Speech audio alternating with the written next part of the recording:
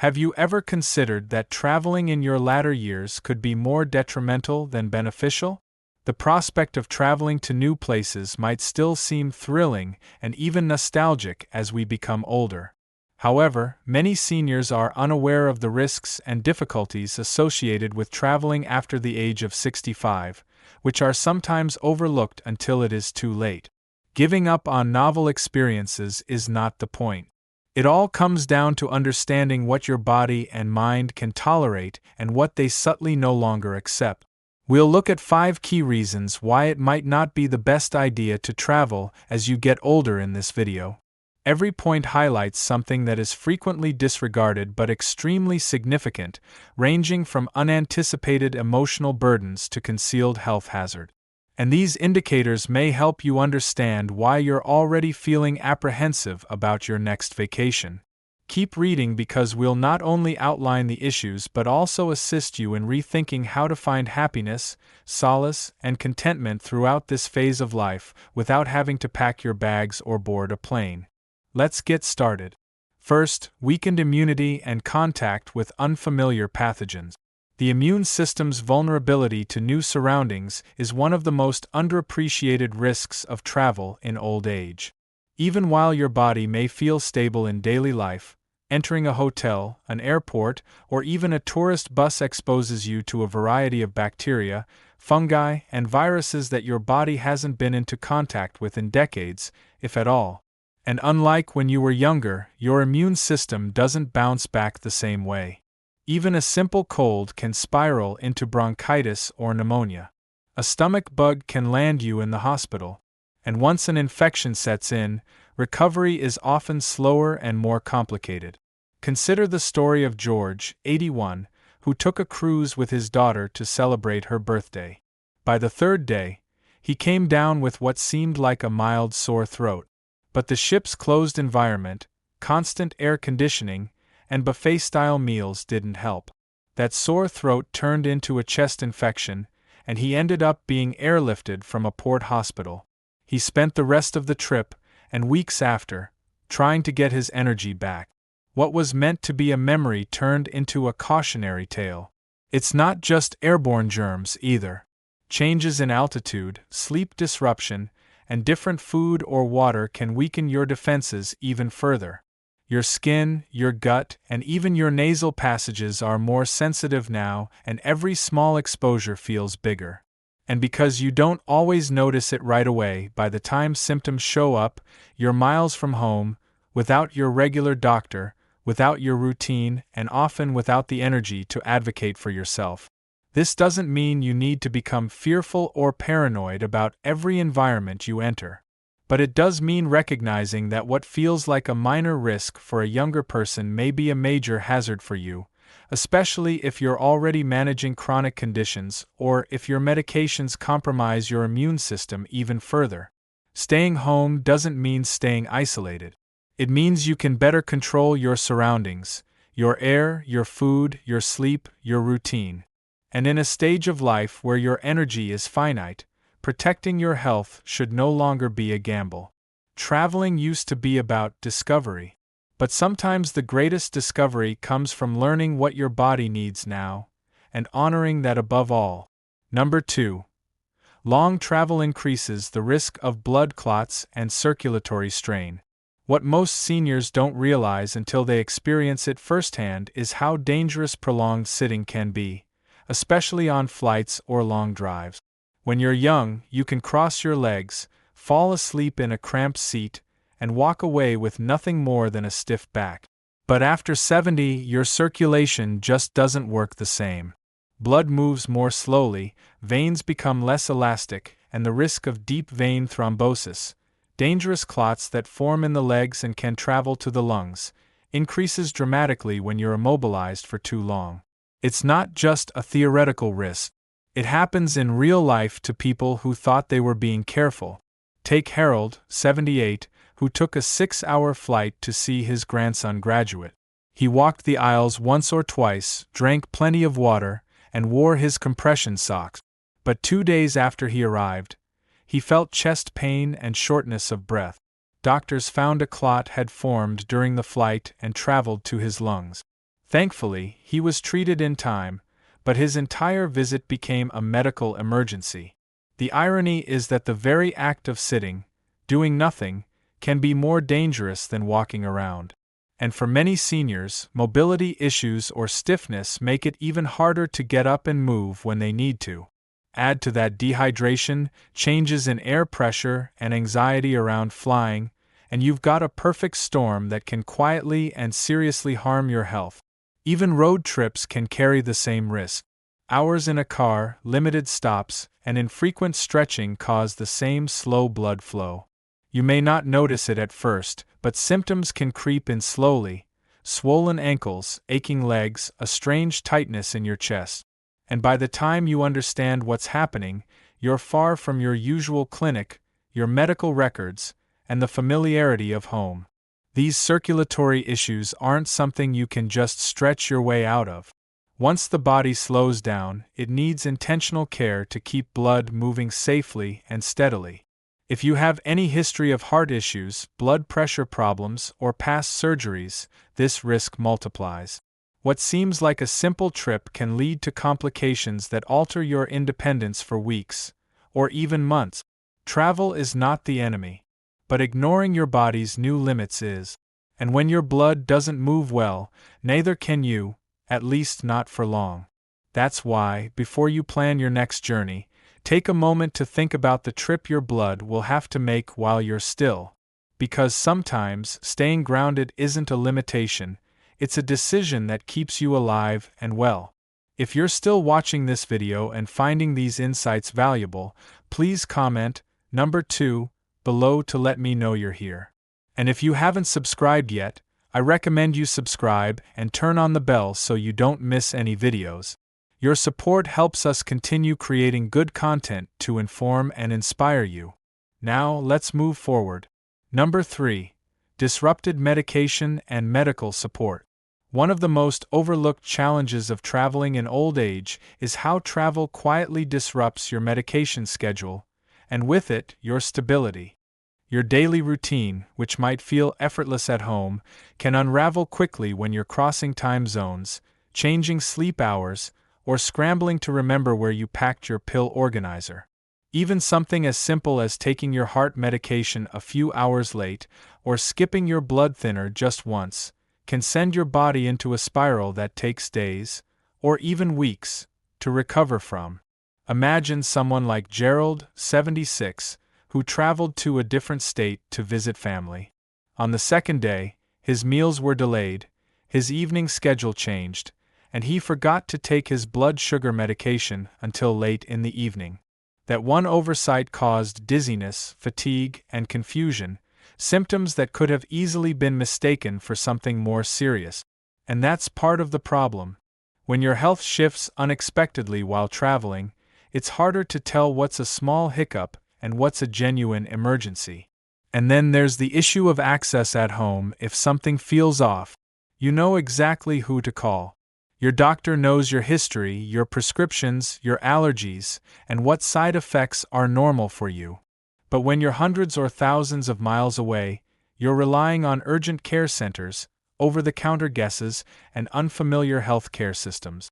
Even with good travel insurance, the comfort of being understood and cared for in a familiar place is irreplaceable. There's also the risk of running out of medication, losing it in transit, or discovering that your prescription is not available in another country, or even another state. For those managing conditions like high blood pressure, irregular heart rhythm, thyroid disorders, or insulin-dependent diabetes, one missing dose can mean the difference between peace of mind and a medical setback. Staying on top of your medication is more than a habit, it's a life-preserving structure. And when travel dismantles that structure, it puts your body in a vulnerable position it didn't ask for. The freedom of travel should never come at the cost of your health's foundation. So before you book a ticket, ask yourself, are you truly prepared to manage your health without the support and structure you rely on at home? Because in your 70s and beyond, even a few disrupted days can have lasting consequences, not because you're weak, but because your health is too valuable to gamble. And respecting that isn't fear. it's wisdom. Number 4. Emergency care becomes less accessible and more risky. In your younger years, traveling with a bit of risk might have felt like part of the adventure. But after 70, even a small health issue can turn into an emergency. And when that happens far from home, the outcome often depends not on your willpower, but on the systems in place around you. Unfortunately, emergency care while traveling is rarely straightforward. Whether you're in another state or another country, access to fast, reliable, and appropriate medical attention becomes a complicated maze. Let's take a moment to think about what happens if you collapse in a hotel lobby or feel chest pain on a tour bus. Who will speak on your behalf if you're unconscious? Will the local medical team have access to your history, your medications, your allergies, or your last lab results? If they need to make decisions quickly, will they make the same ones your regular doctor would? Most likely not. And it's not because they're unskilled. It's because they don't know you. Imagine a woman like Ruth, 83, who fell on a cobblestone street during a European river cruise. Her hip fractured. The nearest hospital was over an hour away. And once she arrived, the staff spoke limited English. Her insurance card didn't translate, and her daughter back home couldn't reach the doctors. What could have been a well-managed injury at home turned into a long, confusing ordeal, followed by a flight she could barely endure and a recovery made harder by the stress and disorientation of unfamiliar care. Even in places with good hospitals, the waiting times can be unpredictable, the paperwork overwhelming, and the standard of care different. Travel insurance might help with cost, but it won't give you your usual nurse, your trusted doctor, or the pharmacy that always double-checks your prescriptions. It won't give you the comfort of a medical team that understands how your body typically responds, or the luxury of a home bed and familiar hands. Emergency care while traveling isn't just about whether it's available. It's about whether it fits you. And as you age, medical emergencies are less about dramatic accidents and more about subtle shifts. Dizziness, blood sugar swings, breathing issues, confusion in unfamiliar environments. These early warning signs are easier to miss. By the time someone realizes what's happening, the window to act may already be closing. So ask yourself, is it worth being 1,000 miles away when your body might need the people, places, and systems that understand it best? Because no trip, no matter how beautiful, is worth the cost of being medically alone. If you're still watching this video and finding these insights valuable, please comment number 4 below to let me know you're here.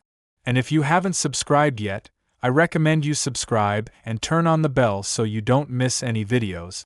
Your support helps us continue creating good content to inform and inspire you.